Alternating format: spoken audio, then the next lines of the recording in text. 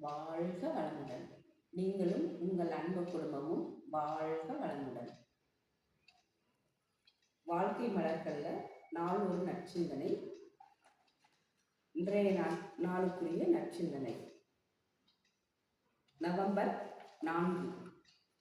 தலைப்பு ஐந்திணைப்பு பண்பாடு. தற்சோதனை என்பது தன்னை பற்றி ஆராய்தல் என்று விளங்கும். தன்னை பற்றி சிந்தித்தல், தன் குறை உணர்தல், தான் திருத்தம் பெற திட்டம் வகுத்தல், வகுத்த வழியை செயலாற்றி வெற்றி பெறுதல் என்பனையெல்லாம் தற்சோதனை பயிற்சியில் அடங்கும். தற்சோதனையை 4 பிரிவுகளாக்கி ஒவ்வொன்றாக பயிற்சி அளிக்கப்படுகின்றது. முதல் பயிற்சி நான் யார் என்ற வினாவினை எழுப்பி விடைபெறுதலாகும். உடல், உயிர், அறிவு, மெய்ப்பொருள் என்ற 4ம் இணைந்தே மனிதன் என்ற இயக்கமாக விளங்குகின்றது.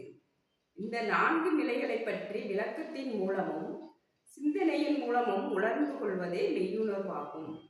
இரண்டாவது பயிற்சி எண்ணம், சொல், செயல் இவற்றை ஒழுங்குபடுத்துவதாகும். தனக்கும் பிறருக்கும், தற்காலத்திலும் பிற்காலத்திலும், அறிவிற்கும் உடல் உணர்ச்சிக்கு துன்பம் எழாத அளவிலும் முறையிலும் எண்ணம், சொல், செயல் 3ஐயும் பண்படுத்தி பயன்பெறுதலாகும். மூன்றாவது பயிற்சி அருங்குண சீரமைப்பு.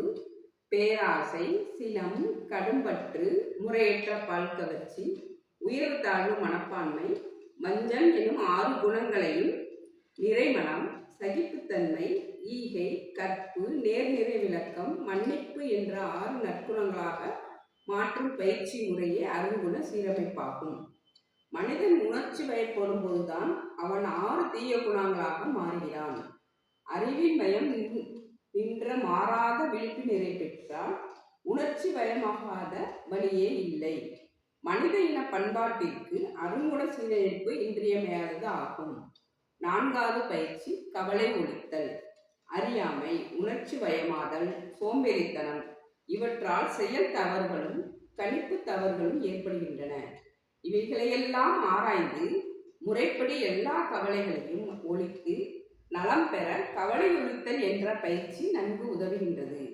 குள்ளநிலை யோகத்தால் விழிப்பு நிலை பெற்று தற்சோதனை பயிற்சியால் மன தூய்மையும் வினை தூய்மையும் உண்டானால் அவற்றின் அடிப்படையில் ஒழுக்க உணர்வு, கடமை உணர்வு, மெய்ப்பொருள் உணர்வு என்ற 3ம் இயல்பாக வந்துவிடும்.